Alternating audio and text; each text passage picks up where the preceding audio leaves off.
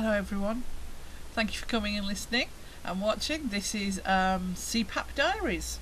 I don't remember what number, I can't remember how many I've done before, but I just thought I'd update everybody on how things are going with the CPAP and how I'm doing with the whole sleep apnea thing. I had a really good week a couple of weeks ago. I hit some sort of breakthrough, I think. I went over 5.5 hours, over 5.75 hours, over 6.5 hours, and then the one night I hit 7 hours and 41 minutes, which was kind of amazing for me. And I think that was only 3 or 4 chunks of sleep, 7 hours 41 minutes on the machine. So I was really pleased, and then I got a cold. Now anyone who's experienced CPAP will know colds and CPAP are not a good combination, but we got through that. And bad nights now are not what bad nights were when I started on the machine. A bad night now is 3.5, 4 hours on machine. A bad night when I started was 1.5, 2 hours. So even the bad nights now are better. And when I have a good night, so the last 2 nights I did just short of 6 hours, and then last night just over 6 hours on machine. So we're moving back in the right direction again.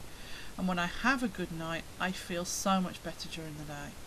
I have so much more energy. I'm still not where I'd like to be. I'm still not getting everything done I would want to get done. I'm still having times when I need to sit down and rest, or when I have to have a short nap during the day. But compared to where I was, compared to what I was getting done, compared to the energy I had back then, this is amazing. I feel so good when I've had a good night. And it is a noticeable difference when I've had a bad night the following day. And especially when I've had a bad few nights in a row, the daytimes are noticeably worse. So yeah, when it's working, it's fantastic and it's moving in the right direction. My biggest problem at the moment is the whole dry mouth thing, which a number of people have mentioned as a possible problem. Dry nose or dry mouth. For me, because I have a mask that does nose and mouth together, because I mouth breathe a lot, I sometimes get a dry mouth. It doesn't happen every night. Probably doesn't even happen every week, but I will have a run of a few nights where I will wake up with my mouth so dry that it feels like everything's glued together, and I have to sort of separate all the skin inside my mouth, and sometimes you can end up pulling the top layer of skin off, and I ended up with an ulcer that was about this long right here. It's now shrunk a bit. It's probably only a finger width wide now, but it was that big. And so we're going to look into getting a humidifier. Kendra suggested it. I'm a bit concerned about the extra cleaning involved, because I would imagine that needs doing every day, whereas I can get away with cleaning my mask every few nights. But if it improves my sleep, it's got to be worth it.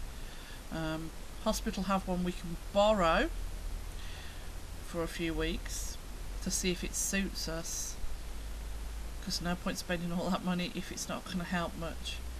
But if we want one long term, we have to pay for it ourselves, and that's with hubby's company having put a ban on the overtime for the moment, that might be a problem, but I'm sure we'll find it from somewhere,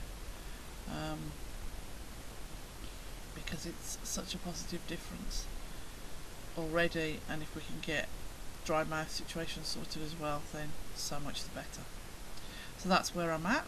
Thank you for watching and listening, and I hope to be back soon with maybe those English lessons I was promising my American friends. Yes indeed, English lessons.